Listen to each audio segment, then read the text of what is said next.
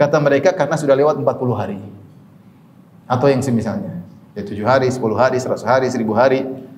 Ya, 271 hari. Ini semua bid'ah. Dan ini dalam buku-buku fikih Syafi'i semua ada. Makanya kadang saya heran ya. Ini sudah ada fikihnya. Ini bukan fikih orang Saudi, ini fikih mazhab Syafi'i. Tapi mereka sebagian orang tetap aja ngeyel, oh enggak ini macam-macam dalil. Ini yang bilang ulama kalian sendiri.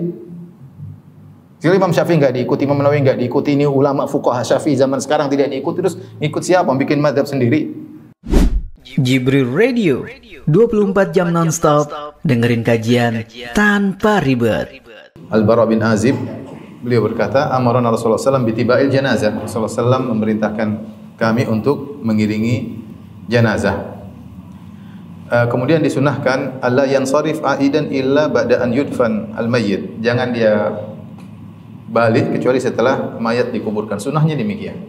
Tunggu sampai dikuburkan baru kemudian balik. Karena pahalanya besar. Kata Rasulullah SAW, man syahidal janazata hatta yusalla 'alaiha falahu khirat. Barang siapa yang menghadiri jenazah, melayat jenazah sampai disolatkan, maka bagi dia pahala 1 qirat. Wa man syahida hatta tudfan kana lahu qiratan. Siapa yang mengikuti jenazah sampai dikuburkan, bagi dia 2 qirat. Qila wa mal qiratan? Dikatakan, wahai Rasulullah, apa itu al-qiratan? Qala mithlul jabalain al-azimain. Ya, seperti 2 gunung yang besar. Jadi dia akan mendapatkan 2 qirat. Yang 1 qirat seperti gunung yang besar. Adapun para wanita, fala yustahabbu lahunna dzalik. Wanita tidak disunnahkan untuk mengiringi jenazah. Bal huwa khilafu sunnah. Ini kata penulis Fiqhul Manhaji. Bahkan ini menyelisih sunnah. Wa khilafu wasiyati Rasulillah sallallahu alaihi wasallam, dan juga menyelisihi wasiat Rasulullah sallallahu alaihi wasallam. Jadi perempuan jangan apa? Ikut jenazah. Meskipun tidak sampai pada derajat haram, tapi ini menyelisih sunnah dan menyelisihi wasiat Nabi sallallahu alaihi wasallam. Dari Ummu Atiyah radhiyallahu anha, beliau berkata, nuhina an ittiba'il janaiz wa lam yu'zam alaina. Kami dilarang untuk mengiringi jenazah tetapi tidak ditekankan, artinya tidak sampai pada derajat haram. Ya. Dalam hadis yang diriwayatkan Ibnu Majah dari Ali bin Abi Thalib radhiyallahu anhu, beliau berkata, kharaja Rasulullah sallallahu alaihi wasallam fa idza niswatun julus. Rasulullah sallallahu keluar, tiba-tiba Rasulullah sallallahu melihat para wanita sedang duduk. Faqala ma yujlisukunna? Apa yang buat kalian duduk di sini? Para wanita menjawab, nantadhirul janazah, kami nunggu jenazah lewat. Qala hal tughassilna? Kalian ingin nunggu jenazah buat apa? Mau mandikan? Qulna la, kata mereka tidak. Qala hal tahmilna? Kalian nunggu jenazah apa? Mau ngangkat keranda jenazah? Qulna la, kata para wanita tersebut tidak. Ya. Qala hal tudlina fi man yudli? Ya. Apa kalian mau menurunkan mayat di kuburan? Kata mereka tidak. Kalau gitu buat apa? Farji'na ma'zuratin ghairu ma'juratin. Baliklah kalian dengan membawa dosa dan tidak mendapat pahala. Ya. Tetapi yang wanita hanyalah ya artinya para wanita tidak disunahkan untuk mengiringi jenazah dan tidak disunahkan menghadiri kuburan. Dan ini tentu menyelisih apa yang terjadi di zaman sekarang ya. Para wanita ikut kemana? Ke jenazah, kemudian menghadiri penguburan. Memang tidak sampai pada derajat haram, tetapi ini menyelisih apa? Sunnah. Menyelisih dalam mazhab Syafi'i ini menyelisih sunnah dan menyelisih kata dia wasiat Rasulullah sallallahu alaihi wasallam. Tapi adapun adab-adab mengiring jenazah, pertama disunnahkan untuk mengiringnya dalam kondisi berjalan. Ya. Adapun kalau dia ingin naik kendaraan disunahkan baliknya naik kendaraan tidak apa-apa. Tapi kalau perginya disunahkan apa? Berjalan kaki. Ya. Ini tentunya di zaman Nabi SAW dekat tentunya dari proses penyolatan sampai ke tempat kuburan dekat. Tapi kalau jauh berkilo-kilo memang tentunya tidak ya. Tapi kalau dekat maka jalan kaki ya. Al-Imam Al-Bukhari meriwayatkan dari Thauban bahwasanya Rasulullah SAW utiya bidabbah. Rasulullah SAW didatangkan kepada beliau tunggangan. Wa huwa ma'al janazah, Rasulullah SAW sedang bersama jenazah. Fa aba an yarkabaha, Rasulullah SAW enggan untuk naik tunggangan tersebut. Falaman sarafat, tatkala selesai dari menguburkan jenazah, utiya bidabbatin farakiba. Didatangkan lagi tunggangan, Rasulullah SAW naik. Maka orang herannya, Rasulullah tadi waktu pergi ngantar jenazah, engkau tidak mau naik kendaraan. Tapi ketika pulang engkau mau naik kendaraan. Kata Nabi SAW, innal malaikata kanat tamshi Tadi waktu saya bawa jenazah, malaikat juga ikut dan mereka berjalan. Falan akun li arkaba wa hum yamshun. Aku tidak ingin naik kendaraan sementara malaikat apa? Berjalan. Falamma dhahabu rakibtu. Tatkala mereka sudah pergi maka aku naik kendaraan. Ini hal yang gaib, ya, hal yang gaib. Artinya seorang muslim ketika dia dibawa ke kuburan, malaikat mengiringnya sebagai bentuk penghormatan kepada seorang muslim, ya. Dan Rasulullah diperlihatkan malaikat tersebut dan para malaikat tersebut tidak naik kendaraan, maka Nabi tidak mau naik kendaraan. Setelah dikuburkan malaikat pergi. Makanya Nabi mau naik tunggangan. Tentunya ini tidak sampai derajat wajib jalan kaki, tidak, tapi disunahkan untuk mengiring jenazah dalam kondisi berjalan kaki. Kemudian di antaranya diharamkan membawa jenazah dalam kondisi muzriyah, dalam kondisi yang tidak mengenakan, dalam kondisi terhina misalnya, atau kondisi yang membuat dia mudah jatuh, ya. Jangan seperti itu. Mayat ini seorang muslim dihormati ketika dia hidup maupun sudah meninggal dunia. Dan disunahkan untuk dibawa di atas keranda, apalagi kalau dia wanita dianjurkan di atas tabut, yaitu dalam sebuah kotak supaya dia lebih tertutup. Ya, kalau sekarang sudah ada keranda kemudian ditutup dengan apa? Dengan kain, ya. Intinya supaya tidak terlihat bentuk tubuhnya, itu lebih baik. Kemudian dimakruhkan untuk lagat, untuk ngobrol-ngobrol, bicara-bicara yang tidak ada manfaatnya ketika sedang menggiring jenazah. Bahkan tidak disunahkan untuk angkat suara ketika mengiring jenazah, meskipun dengan baca Al-Quran, tidak boleh. Tidak ada zikir, tidak ada baca Quran, tidak ada zikir, tidak ada yang lain, diam kemudian mengiring jenazah. Untuk apa? Ya, hendaknya dia sibuk untuk mengganti itu semua dengan bitafakkur fil maut wa ta'ammul fi aqibati amrihi. Dia jalan dengan tenang, merenungkan tentang mayat, bahwasanya dia akan seperti itu suatu hari, ya. Jadi tidak boleh baca Quran, tidak boleh zikir, tidak boleh cerita sana cerita sini. Dalam hadis kata Rasulullah SAW, la tutba al janazatu bi sautin wala narin. Jenazah tidak boleh digiring dengan ada suara maupun dengan api. Nanti akan disebutkan bahwasanya Imam Nawawi rahimahullah menganggap seorang ketika menggiring jenazah dengan baca Quran termasuk bid'ah munkarah. Bid'ah yang munkarah. Meskipun niatnya baik, tapi bid'ah karena menyelisih sunnah. Sunnahnya tidak perlu dengan bacaan apapun, tidak perlu dengan suara zikir Al-Quran. Dia fokus untuk menggiring mayat, merenungkan tentang hari akhirat, bahwasanya dia akan seperti itu. Kemudian yang afdal adalah para penggiring berjalan di bagian depan jenazah, dekat dengan jenazah. Karena mereka adalah syufa'a laha, mereka adalah pemberi syafaat. Jadi menggiring, mengantarkan mayat untuk menghadap Allah Subhanahu wa taala. Jadi mereka di depan para mayat tersebut, ya. Abu Daud meriwayatkan dan yang lainnya dari Ibnu Umar radhiyallahu anhuma. Ibnu Umar berkata, "Ra'aitu Nabi sallallahu alaihi wasallam wa Abu Bakr wa Umar yamshuna amama janazah." Aku melihat Abu Bakar, Umar, mereka berjalan di depan jenazah. Ani Nabi sallallahu alaihi wasallam, ar-raqibu yasiru khalfal janazah wal masyi khalfaha wa amamaha.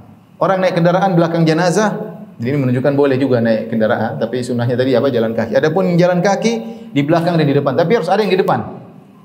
Sunnahnya harus ada yang di depan, terutama orang-orang soleh yang seakan-akan mereka adalah pemberi syafaat bagi mayat tersebut. Jadi kalau yang jalan kaki depan, kanan, kiri, belakang, yang naik kendaraan di belakang. Kemudian dikatakan sini dalam la mani amin an yushayyi al muslimu janazata qaribihil kafir, tidak mengapa seorang muslim menggiring jenazah kerabatnya yang kafir, wala karahata fi dzalik, dan tidak makruh. Yang dilarang adalah mendoakan mayat kafir dengan rahmat dan ampunan. Adapun bela sungkawa artinya kita datang menggiring, maka tidak jadi masalah. Kemudian tusannu ta'ziyatu ahli al-mayyit khilala 3 ayyam. Disunahkan untuk mentakziah. Takziah itu bela sungkawa, menghibur keluarga mayat selama 3 hari. Berarti kan selama 3 hari.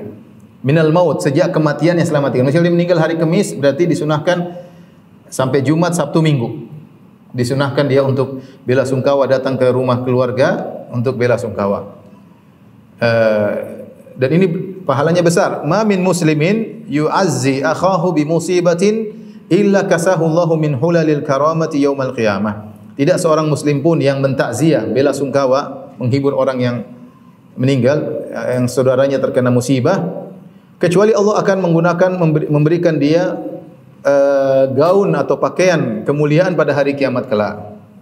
Takziah maksudnya menyuruh dia untuk sabar, ya, atau menghibur dia dengan mengatakan a'zamallahu ajrak, semoga Allah membesarkan pahalamu dengan musibah ini, wa ahsana azaak, dan semoga Allah Subhanahu wa taala memberikan engkau kesabaran, ya. Itu maknanya. Kita a'zamallahu ajrak wa ahsana azaak, semoga Allah membesarkan pahala bagimu, semoga Allah membuat engkau tegar menghadapi musibah tersebut. Kemudian beliau berkata, wa tukrahu ba'da thalathati ayyam illa li musafir.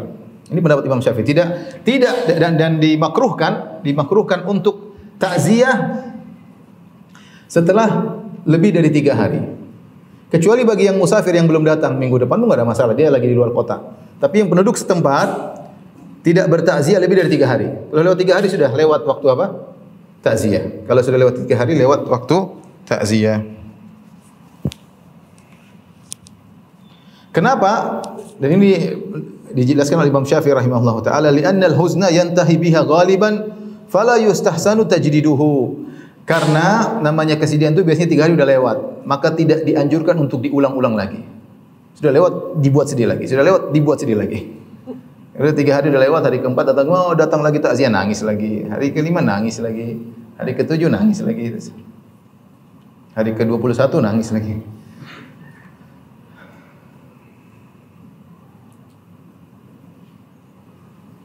Kama yukrahu tikraruha, dan juga dimakruhkan diulang-ulang. Antum selama 3 hari jangan 3 kali ke situ, ya. Itu sekali sudah cukup, ya. Ya, musibah seorang mukmin sabar, ya. Wal aula an takuna ba'da dafn li istighali ahli al-mayt bi tahjihihi. Yang terbaik adalah mentakziah ketika sudah dikuburkan. Karena ketika waktu menguburkan, ahli al-mayyit yaitu keluarganya sibuk untuk menguburkannya. Setelah mereka melepaskan kerabat yang meninggal, dia balik, itu saatnya sedih, ya. Sedih juga, maka perlu datang untuk mentakziah. Illa in ishtadda huznuhum fataqdimuha aula. Kecuali kalau pas meninggal benar-benar mereka sangat sedih, maka dianjurkan untuk ditakziah meskipun belum dikubur. Muasatan lahum, dalam bentuk untuk menghibur mereka. Bagaimana cara kita takziah? Kita mengatakan a'zamallahu ajrak. A'zamallahu ajrak. Artinya semoga Allah membesarkan pahalamu. Wa ahsana azaak, dan semoga Allah Subhanahu wa taala memperindah yaitu kesabaranmu dalam menghadapi musibah tersebut. Wa ghafara limayyitik, semoga Allah mengampuni keluarga kalian yang meninggal dunia. Wa awwadaqallahu an musibatika khairan, semoga Allah mengganti musibahmu dengan yang lebih baik. Ini ucapan yang kita ucapkan, boleh bahasa Indonesia, ya. Kalau orang enggak ngerti, kalau bahasa Arab bagus, a'zamallahu ajrak, ya. Kemudian wa ahsana azaak, wa ghafarallahu limayyitik. Kemudian wa awwadaqallahu an musibati bi musibatika khairan. Bahasa Indonesia enggak apa, semoga sabar, semoga Allah beri pahala yang besar. Enggak ada masalah. Tapi kita masuk pada bahasan inti, bid'aul janaiz, bid'ah janazah. Ingat, ini bukan yang nulis penulis dari Mesir, ya. Bukan dari Saudi yang nulis, ya. Ini buku Al-Fiqhul Manhaji fil Fiqh Syafi'i. Ini yang nulis para pakar fikih apa? Syafi'i. Jadi mereka juga ada bid'ah-bid'ah. Artinya mereka katakan ini adalah bid'ah-bid'ah yang harus dihindari. Ya. Dan saya bilang ini Wahabi yang tulis, enggak, ya. Ini bukan tulisan saya, bukan, ini tulisan para penulis Fiqhul Manhaji. 3 orang yang nulis buku ini, ya. 3 orang.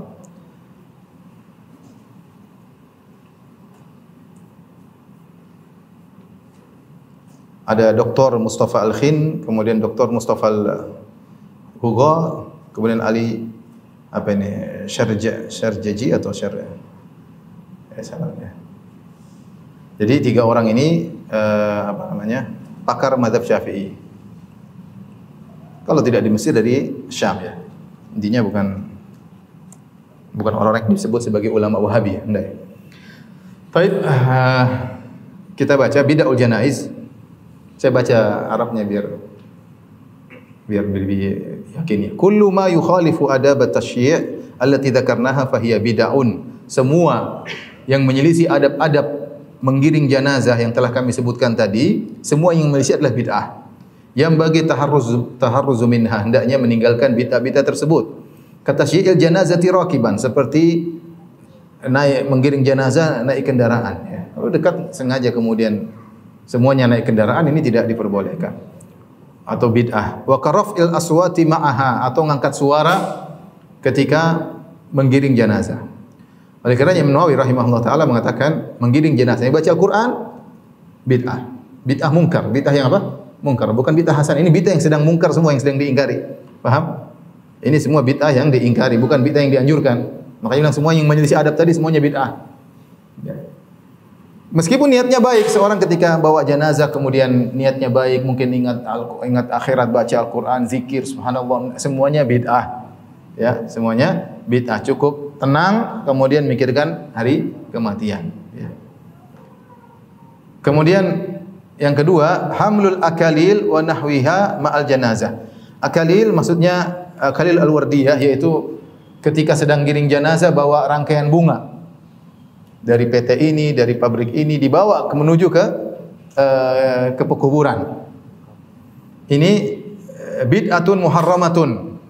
Kalau tadi mungkin bid'ah makruha, yang pertama tadi, ini beliau mengatakan bid'atun muharramah, ini haram.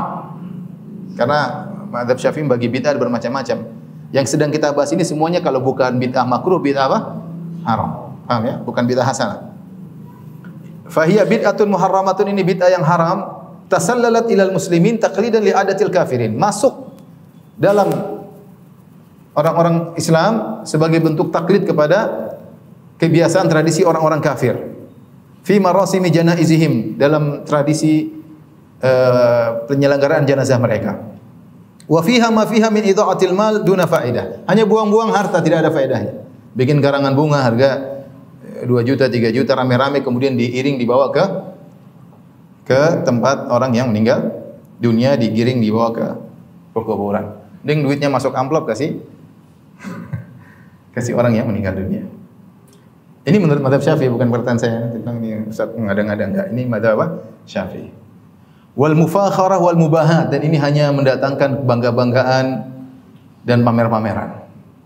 Kalau PT-nya semakin besar, karangan buahnya 2 meter kali 2 meter ya. Ya. Ini hanya buang-buang. Kenapa begini? Karena masalah jenazah ini tidak boleh ada bangga-banggaan. Ini kalau bikin rumah mungkin indah-indah, bikin jenazah mau meninggal masuk alam kubur mau pakai lagi bangga-banggaan, tidak pas, tidak boleh. Makanya saya bilang semua yang mendatangkan buang-buang harta atau bangga-bangga dilarang dalam masalah pekuburan apa? Jenazah. Tak boleh. Makanya di sini dilarang membuat apa?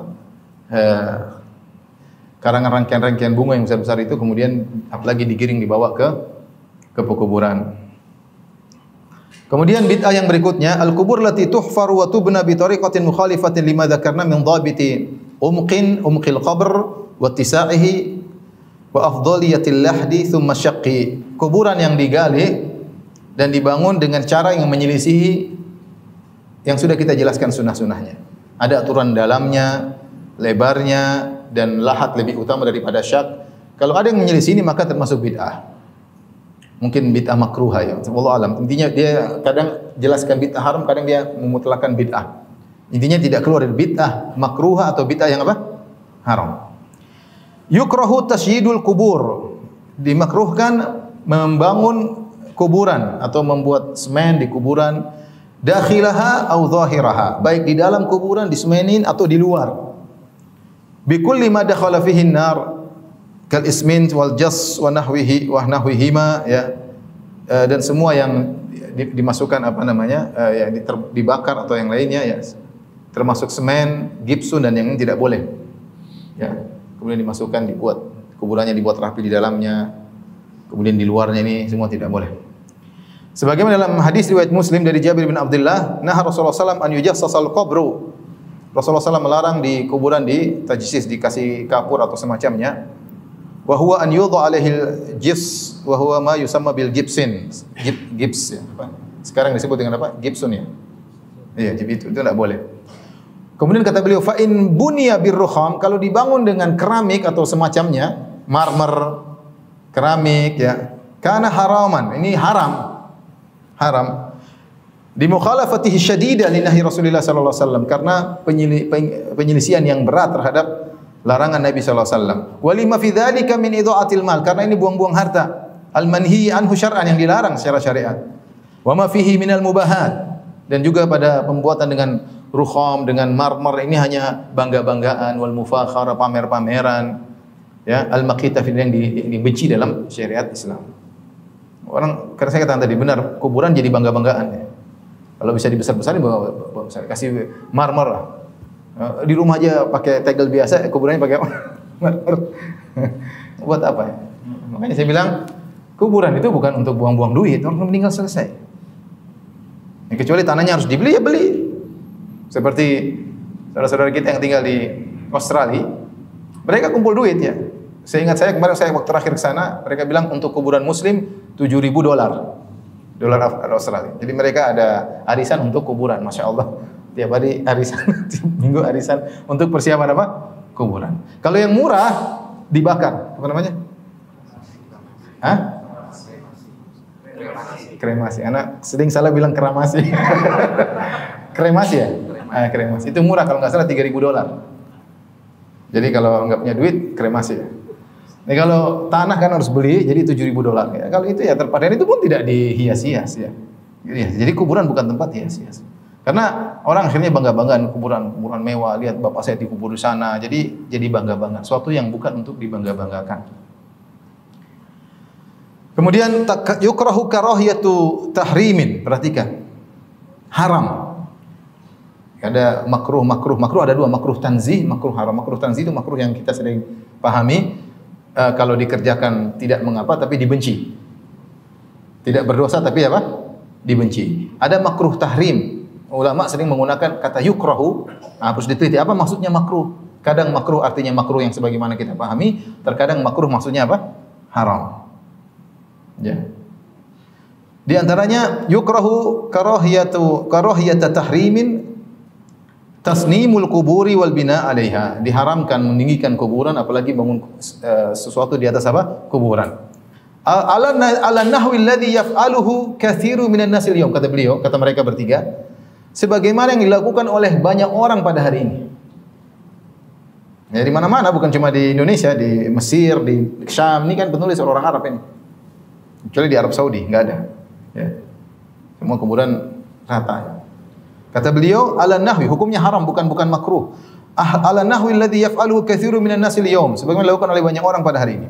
Wa sunnah alla yurfa'ul qabru 'anil ardi aktsara min shibrin wahid. Sunnahnya kuburan tidak boleh ditinggikan lebih dari 1 jengkal. Linnahyi an kulli dzalik, karena larangan akan perbuatan ini semua. Imam Muslim meriwayatkan dan yang lainnya dari Ali bin Abi Thalib radhiyallahu anhu, qala li Abil Hayyaj al-Asadi. Imam Muslim berkata kepada Abu Hayyaj al-Asadi, "Ala aba'atsuka ala ma ba'athani alaihi Rasulullah sallallahu alaihi wasallam, maukah aku tugaskan engkau sebagaimana yang Rasulullah SAW pernah tugaskan kepada aku?" Kata Ali. "Wahai Abu Hayyaj al-Asadi, maukah aku tugaskan engkau sebagaimana aku pernah ditugasi oleh Nabi sallallahu alaihi wasallam?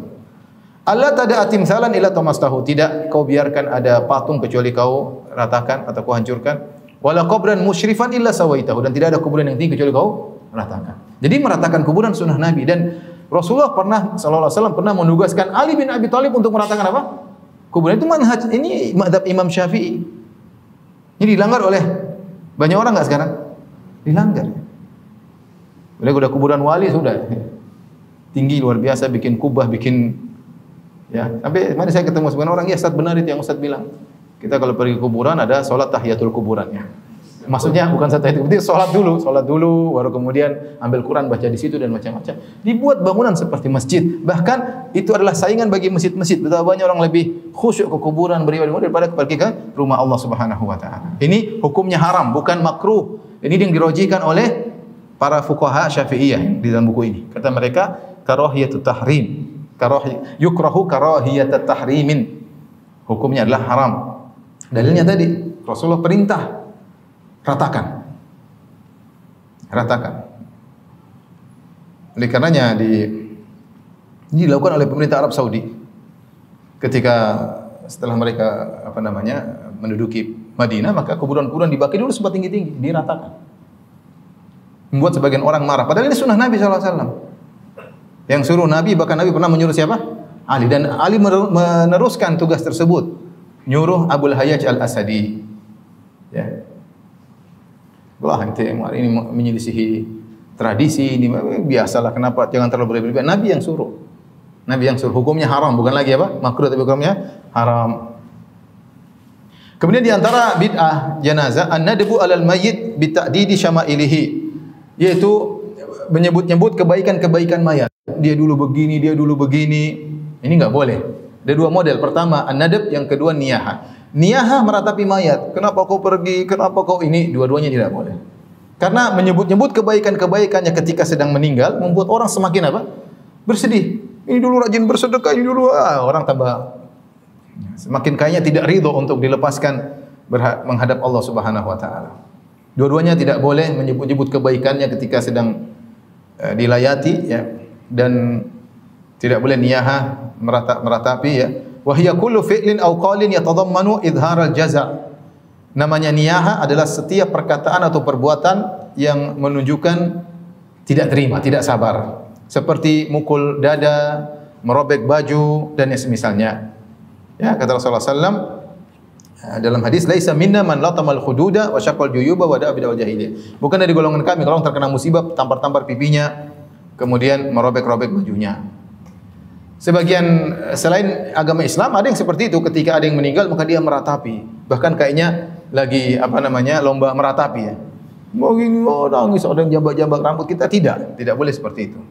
Itu menunjukkan kamu tidak ridho dengan keputusan Tuhanmu yang mencabut nyawanya ya. Jadi an-nadab tidak boleh, an-niyaha tidak boleh. Bahkan niyaha ini dosa besar. Kata Nabi sallallahu alaihi wasallam, an-naihatu idza lam tatub qabla mautiha tuqamu yaumal qiyamah wa 'alaiha sirbalun min qatiran wa dir'un min jarab. Seorang wanita yang melakukan niyaha, dan karena yang sering melakukannya adalah wanita.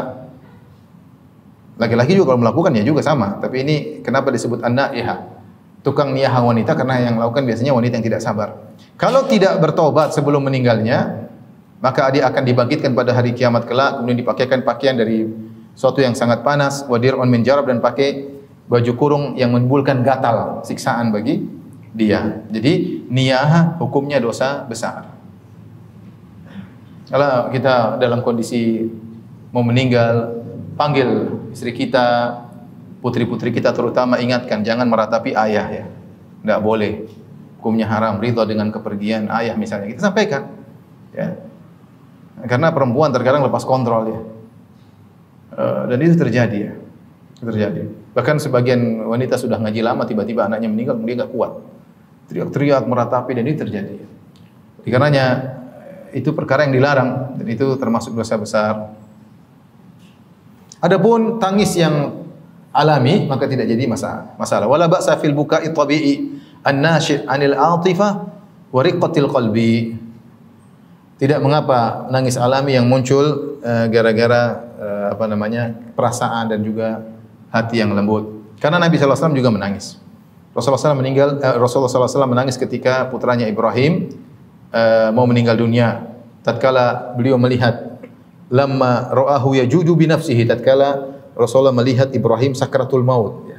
Itu jiwanya mau keluar, ruhnya mau keluar dari jasadnya, dan itu anak sangat dicintai oleh Nabi. Ketika itu Nabi tidak punya anak laki-laki kecuali siapa?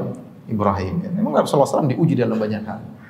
Ya, di antaranya anak-anaknya meninggal di hadapan dia, di antaranya Ibrahim ketika digendong oleh Nabi sallallahu alaihi wasallam, kemudian Rasulullah melihat bagaimana dia sakaratul maut. Kemudian Rasulullah SAW berkata, innal aina tadma. Sebelum meninggal Rasulullah SAW sudah menangis. Kata Rasulullah SAW, air mata ini mengalirkan air mata. Wal qalba yahzan. Sungguhnya hati itu sedih. Wala naqulu illa ma yurdi rabbana. Dan kami tidak mengucapkan kecuali perkara yang mendatangkan keridhaan Rabb kami. Wa inna bi firaqika ya Ibrahimu la mahzunun. Sungguh kami sangat bersedih dengan kepergianmu. Rasulullah SAW menangis. Demikian juga dalam Sahih Muslim dari Abu Hurairah radhiyallahu anhu, zaran nabiyyu qabra ummihi fabaka wa abka man haulahu. Rasulullah SAW menziarahi kuburan ibunya, Rasulullah SAW menangis dan orang sekitarnya juga menangis. Tapi bid'ah yang ketujuh, perhatikan. Inshighalu ahli al-mayyiti bi sun'it ta'ami wa jam'in nasi alaihi. Sibuknya keluarga mayat untuk bikin makanan dan ngumpulin orang untuk makan makanan. Saya ulangi, ini bukan perkataan saya. Inshighalu ahlil mayyit bisun ay ta'ami, sibuk keluarga mayat buat makanan, mengundang orang untuk makan. Kama huwal mu'tadu fi hadzal asri, sebagaimana ini tradisi di zaman sekarang. Jadi model begini bukan cuma di tanah air kita, bahkan di negeri mereka. Dan itu diingkari oleh mereka. Bid'atun tunaqidu sunnah. Ini adalah bid'ah yang menyelisih sunnah. Membatalkan tunat itu bertabrakan, kontradiksi dengan sunnah. Wa tukhalifuha mukhalafatan syadidah, dan menyelisih sunnah dengan penyelisihan yang berat. Dengan penyelisihan yang berat. Gimana? Kenapa? Wa inna ma sunnatu aksu dzalik. Sunnah itu malah sebaliknya. Sunnah malah sebaliknya. Ai an yaquma ba'dul musyayyi'in bi tahdhiri at-ta'am wa irsalihi ila ahli al-mayyit. Justru orang-orang yang ngelayat, yang bikin makanan dan kirim kepada keluarga mayat. Au jamu ahli fi baitid da'i, atau orang-orang yang sedang bersedih datang ke rumahnya, makan di rumahnya karena mereka lagi sedih, enggak sempat bikin makanan. Ini sunnah kalau dikerjakan indah. Alhamdulillah beberapa kejadian seperti itu. Ketika ada keluarga yang meninggal, makanan datang. Kita namanya orang meninggal sibuk ngurus ini, sibuk mayatnya, apalagi musim Covid. Terus orang-orang datang, kita siapin makanan buat apa? Buat mereka, ya. Sehingga mereka tidak terbebani. Wa yustahabbu an yakuna katsiran bihaitsu yakfi ahlal mayyit yaumahum wa lailatahum, dan disunahkan memberi makan kepada keluarga mayit dengan makanan yang banyak yang cukup untuk makan siang dan makan malam. Ya. Wa dzalika liqauli sallallahu alaihi wasallam, ini berdasarkan hadis Nabi sallallahu alaihi wasallam, lamma jaa khabaru qatli Ja'far bin Abi Thalib, tatkala datang berita tentang terbunuhnya Ja'far bin Abi Thalib dalam perang Mu'tah, kata Nabi sallallahu alaihi wasallam, isna'u li ali Ja'far ta'aman, buatlah makanan buat keluarga Ja'far, fa innahu qad ja'ahum ma yushghiluhum, sungguhnya mereka telah ditimpa dengan musibah. Jadi ini dikatakan bid'ah, berkontradiksi dengan sunnah, mukhalafatan syadidah, penyelisihan yang berat. Wa yuhramu tahiyatut ta'am linnaihat wa amsalihinna, ya. Apalagi haram menyiapkan makanan untuk wanita yang siap-siap untuk apa? Meratapi. Tidak boleh. Karena dia melakukan dosa. Sawa'un kana min ahli mayyit am ghairihim. Yang wanita meratapi ini apakah dari keluarga mayat atau dari lainnya, tidak boleh. Dzalika li'annahu i'anatun ala ma'siyah. Karena kalau kita kasih makan, kita membantu maksiat, biar dia teriaknya lebih keras. Biarin lapar, enggak usah. Kasih makan dia teriak lebih keras lagi, jangan. Ya. Wa tahmisun 'ala al-istimrari fiha, dan buat dia semakin semangat untuk apa? Terus meratapi. Perhatikan berikutnya. Wa minal bid'ah ma yaf'aluhu ahlul mayyit min jam'in nas 'ala at-ta'am. Perhatikan ini. Ini bukan omongan saya ya. Perhatikan. Dan di antara bid'ah adalah apa yang dilakukan oleh keluarga mayat. Min jam'in nasi 'ala ta'am, mengumpulkan orang untuk makan makanan bi munasabatin ma yusammunahu bi murur arba'in wa nahwihi. Karena ada munasabah, yaitu ada suatu momen, kata mereka, karena sudah lewat 40 hari. Atau yang semisalnya. Ya 7 hari, 10 hari, 100 hari, 1000 hari, ya 271 hari. Ini semua bid'ah. Dan ini dalam buku-buku fikih Syafi'i semua ada. Makanya kadang saya heran ya. Ini sudah ada fikihnya, ini bukan fikih orang Saudi, ini fikih mazhab Syafi'i. Tapi mereka sebagian orang tetap aja ngeyel, oh enggak ini macam-macam dalil. Ini yang bilang ulama kalian sendiri. Jadi Imam Syafi'i enggak diikuti, Imam Nawawi enggak diikuti, ini ulama fuqaha Syafi'i zaman sekarang tidak diikuti, terus ngikut siapa? Bikin mazhab sendiri. Nah, hukumnya tidak boleh, ini termasuk bid'ah.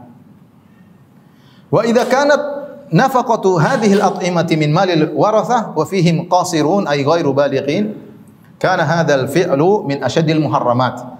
Kalau ternyata uang yang ini pakai uang orang aja enggak boleh. Kita yang bantu, sudah kamu tenang aja, kita bikin makanan 40 hari undang orang. Itu saja tidak boleh, bid'ah. Apalagi uang tersebut diambil dari ahli waris. Orang ini meninggal punya anak-anak. Anak-anak tersebut butuh makanan, diambil terus dibuat acara seperti itu. Ya. Ini termasuk asyaddil muharramat, keharaman yang paling parah. Li'annahu aklun limalil yatim, karena ini adalah makan harta anak yatim. Wa idha'atun lahu fi ghairi maslahatihi, hanya buang-buang harta, tidak ada maslahatnya. Wa yashtariku fi irtikabil haram muharramah kullu man minad da'i wal akil, dan semua bersatu padu dalam keharaman, baik yang memanggil maupun yang makan. Enggak boleh. Jadi kalau dari perkataan ini ada orang undang, kita enggak boleh makan. Paham? Mau diulang lagi. Jadi tidak boleh bikin acara-acara hari 40, hari 70 boleh makan. Uang dari orang lain pun tidak boleh. Apalagi uang dari ahli waris. Apalagi sampai ngutang sana ngutang sini, ya akhi. Tidak ada faedahnya. Tidak ada faedahnya. Bahkan termasuk apa? Bid'ah. Yang dilakukan Tidak dapat pahala, bahkan bisa berdosa tadi, bisa jadi berdosa. Di antara bid'ah, kata para penulis, qiraatul Qur'ani fi mahafila rismiyatin li ta'ziyah. Baca Al-Qur'an di ada acara resmi untuk takziah. Kumpulin semua takziah, bikin perkumpulan kemudian baca Quran. Ala nahwi alladhi yatimul yaum, seperti yang dilakukan di zaman ini. Jadi dia mengingkari bid'ah-bid'ah yang terjadi di zaman mereka ini. Ini zaman kita sekarang mereka ini, ulama ini. Fahiya aidan bid'ah. Ini juga bid'ah. Kalau orang ente gimana sih kok bid'ah? Baca Quran kok bid'ah? Ini yang bilang bid'ah bukan saya. Yang bilang siapa? Mereka. Ulama Syafi'iyah. Bukan ulama Wahabi atau yang kalian bilang Wahabi atau ya. Fahiya aidan bid'ah. Ini juga bid'ah. Wa inna ma tusannu ta'ziyatu ahli al-mayyit khilala 3 ayyam. Hanya disunnahkan takziah kepada keluarga mayat selama 3 hari min mautihi ittifaqan. Yaitu sejak kematiannya secara ya enggak sengaja lewat, bukan bikin acara resmi, enggak ada bicara acara resmi. Ya datang orang meninggal datang segera datang. Bukan kita kumpul jam sekian rame-rame bikin acara rame-rame, yang mau takziah datang jam 7. Enggak begitu. Ya datang aja. Tidak perlu bikin acara-acara resmi. Aiduna an ya'ida aqaribul mayyit al-uddata laha atau al-iddata laha. Al-iddata laha. Bukan keluarga mayat bikin suatu janji pertemuan, enggak. Jadi ittifaqan, maksud ittifaqan itu ya jalan seadanya ketemu bukan bikin acara khusus, enggak. Taib, inilah bid'ah-bid'ah yang terjadi pada jenazah ya. Yang harusnya kita hindari. Taib, pembahasan terakhir masih ada waktu tentang ziaratul kubur. Saya baca ziyaratul kubur allati dufina fiha al-muslimun mandubatun lirijal bil ijma'. Menziarahi kuburan yang di situ yaitu pemakaman yang di situ kaum muslimin dikuburkan, hukumnya sunnah bagi laki-laki dengan ijma' ulama. Artinya menunjukkan bagi wanita ada khilaf. Bagi wanita ada khilaf. Untuk laki-laki ijma' dianjurkan untuk ziarah kubur. Liqaulihi sallallahu alaihi wasallam fil hadits sahih. Berdasarkan sabda Nabi sallallahu alaihi wasallam dalam hadis yang sahih, kuntu nahaitukum an ziyaratil kubur fazuruha. Dulu aku pernah melarang kalian ziarah kubur. Aku pernah melarang. Sekarang ziarahilah. Sebenarnya ulama menjelaskan dalam suatu bab disebutkan kalau enggak salah perkataan Muhallab, kenapa Rasulullah SAW melarang, dalam suatu bab disebutkan karena Rasulullah takut orang terjumus dalam kesyirikan. Ya, karena masih ada sisa-sisa baru masuk Islam. Ketika iman sudah kokoh maka ziarahi. Fa innaha tudzakkirul akhirah, karena menziarahi kubur itu akan mengingatkan akhirat. Wa qad marra ma'aka haditsu ziyaratihi sallallahu alaihi wasallam qabra ummihi, dan telah lalu bagaimana engkau tahu hadis tentang ziarah kuburan di mana Nabi menziarahi kuburan ibunya. Wala yundabu laha waqtun muhaddad, dan tidak disunnahkan waktu tertentu. Kapan saja mau ziarah silakan. Tidak ada maksudnya dikatakan sunnah ziarah kubur tanggal 1 Ramadan, enggak ada. Atau sunnah ziarah kubur tanggal 1 Syawal, enggak ada ya. Bahkan kalau 1 Syawal kayaknya kurang pas karena itu hari senang-senang ya. Hari senang-senang, ada 2 tanggal 3 tapi kalau seorang ingin menziarahi kuburan karena kebetulan momennya pas lagi liburan, lagi pulang kampung, oke. Tapi jangan meyakini bahwasanya ziarah kubur 1 Ramadan sunnah, ziarah kubur 1 Syawal sunnah. Yang bilang tidak sunnah penulis mazhab Syafi'i. Beliau mengatakan wala yundabu laha waqtun muhaddad. Tidak ada waktu tertentu dikatakan sunnah ziarah apa? Kubur. Jadi ziarah kubur kapan saja, mau siang, malam, sore, maghrib terserah. Mau tanggal 1 Ramadan, 2 Ramadan, sebelum Ramadan, setelah Ramadan terserah. Kalau ada yang ingin ziarah pas Ramadan silakan, tapi tidak dikatakan apa? Sunnah waktunya tersebut. Ziarah kuburnya sunnah tapi waktunya jangan dibilang apa? Sunnah. Kapan saja silakan ziarah kubur. Taib itu laki-laki disepakati. Amman nisa, adapun para wanita, fayukrahu lahunna ziyaratuha. Para wanita dimakruhkan untuk ziarah kuburan. Kenapa? Li'annaha madhinnatun litabarruj wa nuwah wa raf'il aswat. Karena ziarah kubur bagi wanita ini rawan potensi mazinnah, yaitu potensi untuk bertabarruj, berhias. Dan sebagian wanita keluar ke kuburan pakai pakaian yang menggoda, kemudian pakai lipstik dan macam-macam, pakai spidol di wajahnya. Pergi laki-laki antara nangis dan gembira melihatnya. Jadi makruh, hukumnya apa? Makruh. Kalaupun harus keluar maka jangan seperti itu. Karena bertabarruj hukumnya tidak boleh.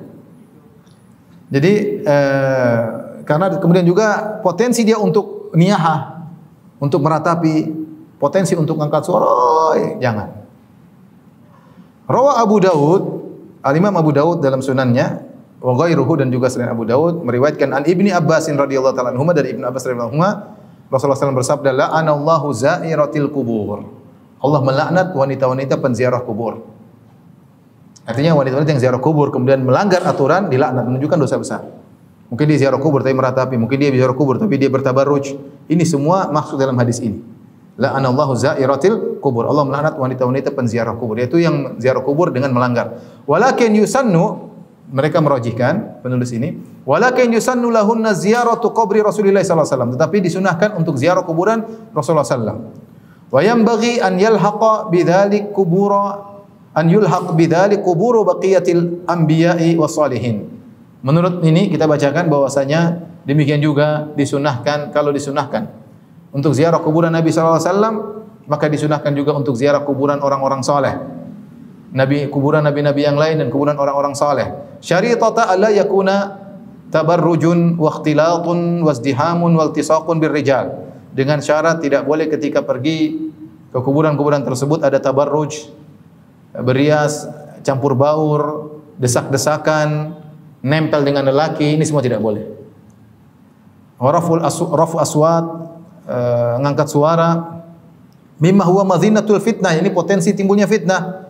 Wa ma aktsarahu fi ziyaratihinna. Dia tutup, beliau mengatakan, mereka berkata, penulis 3 orang mengatakan, wa ma aktsarahu fi ziyaratihinna, dan betapa banyak para wanita ketika ziarah seperti ini. Tabarruj, campur laki-laki perempuan, desak-desakan, laki-laki perempuan di luar desak-desakan. Kemudian nempel dengan lelaki, angkat suara, ya ini semua tidak boleh ya. Di sini kita tahu bahwasanya ulama Syafi'iyah berpendapat ziarah ke kuburan Nabi dan kuburan orang-orang saleh itu masalah pembahasan tersendiri, ada pembicaraan di kalangan para ulama, tapi inilah fikih dari mazhab apa? Syafi'i. Taib bin adabi ziyaratil kubur, adab ziarah kubur, idza dakhala zair al-maqbarah, jika penziarah masuk di kuburan, nudiba lahu an yusallima 'alal mauta qailan. Maka disunahkan dia untuk memberi salam kepada para mayat-mayat dengan berkata, assalamu alaikum dara qaumin mu'minin. Keselamatan bagi kalian wahai penghuni kuburan. Wa inna insyaallahu bikum lahikun. Kami insyaallah nyusul kalian. Insyaallah di sini bukan keraguan tapi memastikan. Insyaallah terkadang untuk meragukan, terkadang untuk memastikannya. Terkadang untuk menghindar. Misalnya besok kamu pergi insyaallah, insyaallah. Tapi saya tidak bisa memastikan, makanya saya bilang apa? Insyaallah. Besok kamu hadir insyaallah, maksudnya tidak. Supaya saya tidak bilang janji, saya bilang insyaallah untuk kabur. Padahal insyaallah itu maksudnya saya akan berusaha, tapi saya tidak bisa memastikan karena belum tentu saya bisa. Yang kedua, insyaallah litahqiq. Insyaallah. Kata dukhulul masjidil haram, insyaallah aminin.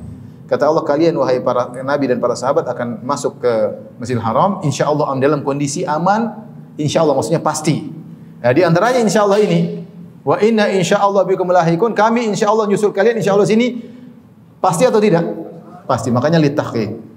Makanya orang kalau ziarah kubur dia mengingat akhirat karena dia mengatakan wa inna insyaallah bikum lahikun, kami akan nyusul kalian. Subhanallah. Dan kuburan di situ ada orang kaya, ada orang ini, orang muda, orang tua, ya macam-macam.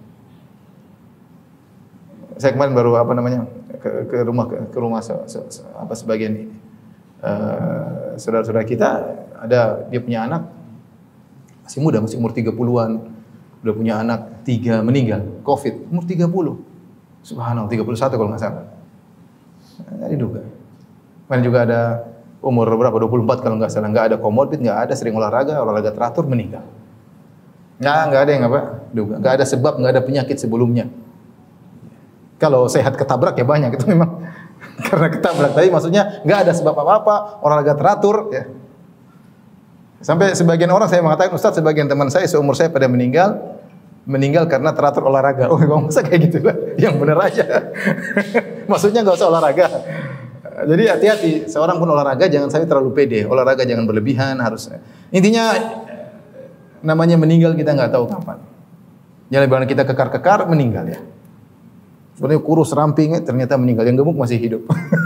Ada sebagian gemuk cepat mati, yang kurus masih hidup. Enggak tahu. Makanya kematian tidak disyaratkan harus tua, tidak disyaratkan harus sakit, tidak disyaratkan harus ada komorbid, tidak disyaratkan harus kurus, tidak disyaratkan harus gemuk. Pokoknya kalau Allah ingin cabut nyawa seorang maka mati. Kalau mati bilang jantung, kena penyakit jantung. Ya, jantungnya udah berhenti ya gimana? Semua orang mati enggak tahu sebabnya dibilang apa? Jantungnya memang kalau dicabut nyawanya sudah jantungnya apa? Berhenti. Tapi intinya ya, banyak orang yang meninggal tanpa diduga. Wa kam min sahihin mata min ghairi illatin. Betapa banyak orang yang sehat walafiat tiba-tiba meninggal tanpa didahului sakit. Ya. Wa kam min sabiyyin yurtaja hayatuhu. Ya, betapa banyak anak kecil yang diharapkan hidup panjang umur. Wa kam min fatan amsa wa asbaha dhahikan. Betapa banyak pemuda yang sore hari, pagi hari masih tertawa, tahu-tahu waqad udkhilat ajsaduhum zulmatal qabri. Tahu-tahu di malam hari dimasukkan ke dalam liang lahat. Subhanallah. Kafa bil mauti wa aidan. Sebagaimana diriwayatkan oleh sebagian sahabat mengatakan cukuplah kematian menjadi pelajaran bagi kita. Orang kalau maksiat berhenti dululah karena kita enggak tahu kita meninggal dalam kondisi apa. Semoga Allah mengampuni dosa-dosa kita. Kemudian perhatikan ini menurut mazhab Syafi'i, saya bacakan ya, kita amanah kita sampaikan. Wal yaqra indahum ma tayassara minal Qur'an. Hendaknya dia tidak menggunakan istilah disunnahkan. Tapi dia mengatakan hendaknya seorang penziarah kubur baca Al-Qur'an yang mudah bagi dia di kuburan. Baca Al-Fatihah ke surat apapun ya, dia baca di apa namanya? Di kuburan. Ini bukan masalah kirim pahala, jangan dicampur baurkan. Imam Syafi'i rahimahullahu taala beliau berpendapat bahwasanya ngirim pahala baca Quran tidak sampai. Tetapi beliau berpendapat tidak mengapa baca Quran di kuburan. Bukan masalah kirim pahala kepada penghuni kubur, tetapi mereka ulama Syafi'iyah mengatakan kalau kita baca Al-Quran maka akan datang rahmat. Dan sang mayat sangat butuh dengan rahmat. Dengan turunnya rahmat bagi orang baca Quran akan berefek bagi penghuni kubur. Ini bukan masalah baca Quran, karena sebagian ketika ada seorang yang bantah saya bilang Imam Syafi'i mengatakan bahwasanya kirim pahala tidak sampai, mereka bilang, "Oh, gimana? Antum enggak tahu, bukankah Imam Syafi'i mengatakan boleh baca Quran di kuburan?" Ini masalah berbeda. Kalau dia jeli tentang fikih Syafi'i, dia tahu ini masalah berbeda. Ya. Masalah ini bukan masalah, makanya di sini disebutkan tidak disebut masalah kirim baca Quran. Saya bacakan lengkapnya.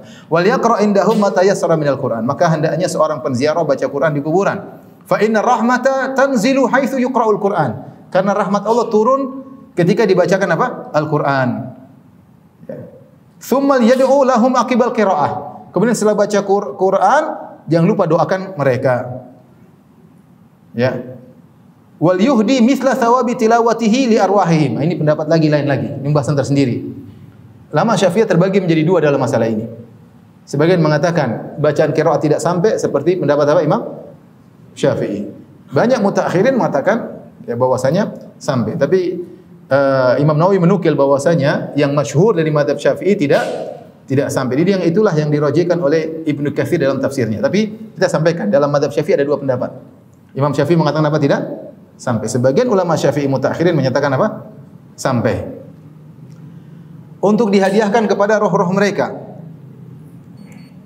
Fa inna du'a marjuul ijabah. Karena doa diharapkan dikabulkan. Wa idza stujiba du'a istafadal mayyit min thawabil qiraah. Kalau doa dikabulkan, maka mayat akan mendapatkan faedah dari pahala baca Al-Qur'an. Apa dalil mazhab Syafi'i? Kalau kita telusuri, mereka berdalil tentang hadis Ibnu Abbas radhiyallahu ta'ala anhuma. Ini masalah khilafiyah tentunya ya, tapi kita harus tahu mazhab Syafi'i seperti ini. Ya. Bahwasanya dibaca Al-Qur'an karena akan turun rahmat. Dikiaskan dengan hadis Nabi sallallahu alaihi wasallam dari Ibnu Abbas radhiyallahu anhuma, marra Nabi sallallahu alaihi wasallam bi qabrain faqala innahuma la yu'adzabani wa ma yu'adzabani fi kabirin amma ahaduhuma fakana yamshi bin namimah wa amal akhar fakana la yastanzi'u an bawlihi fa akhadha jaridatan ratbatan fashaqqaha nisfain thumma gharaza fi kulli qabrin wahidatan minhuma. Kata Ibnu Abbas, Rasulullah SAW melewati dua kuburan. Rasulullah mengatakan dua kuburan ini penghuninya sedang diadab. Mereka diadab bukan pada perkara yang besar. Artinya mereka bisa tinggalkan, tapi mereka tidak tinggalkan. Adapun yang satu diadab karena namimah, yang satu diadab karena tidak bersih ketika buang air kecil. Ada yang mengatakan karena kelihatan auratnya ketika buang air kecil. Maka Nabi SAW mengambil pelepah korma yang masih basah. Kemudian Rasulullah SAW belah dua.